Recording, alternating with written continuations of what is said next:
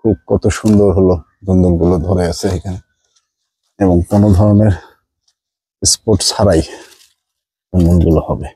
অনেক ধুন্দুল এখান থেকে হারভেস্ট করা হয়েছে। আসসালামু আলাইকুম।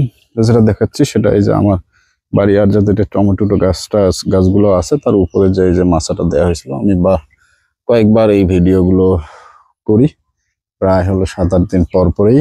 এটা হচ্ছে দেখেন ধুন্দুল এখান থেকে আমার মনে হয় কয়েক মন ধুন্দুল আমি ছিঁড়ে নিজের যে পারিবারিক চাহিদা আছে সেটা তো পূরণ করার পরেও আমি বাজারে এটা বিক্রি করেছি। এই যে এটাও এখানেও একটা হলুদ ফরমন ফাঁদ দেয়া আছে, আটালো ফাঁদ।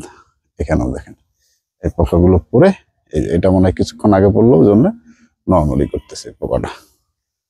এই যে এগুলো সবগুলোই ভালো, একটাতেও মাছি পোকা হামতেছে না এবং খুব ভালো ওটা কাজ করে। এই যে ধুন্দুলগুলো খুব কত সুন্দর ধুন্দুলগুলো ধরে আছে এখানে, এবং কোনো ধরনের স্পোর্ট ছাড়াই ধুন্দুলগুলো হবে। অনেক ধুন্দুল এখান থেকে হারভেস্ট করা হয়েছে।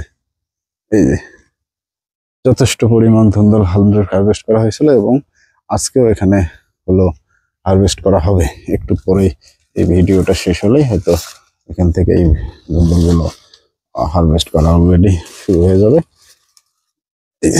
অনেক ধুন্দুল আছে এবং মাছের উপরে ফাঁকে। আপনাদের বাসায় যদি কোনো পতিত জায়গা পড়ে থাকে তাহলে আপনারা এই ধরনের কৃষিতে যেটা চাষ করতে পারেন। আপনাদের যে কোনো ধরনের, সেটা হলুদ লাগাইতে পারেন, ধুন্দুল লাগাইতে পারেন, ঝিঙে লাগাইতে পারেন, লাউ লাগাইতে পারেন, আপনার যা মন চায় লাগে। আপনার অন্তত নিজের পারিবারিক চাহিদা যেটা আছে সেটা যদি আপনি পূরণ করতে পারেন, অন্তত বাজারে সবজির দামটা তুলনামূলক অনেকটা কম হবে।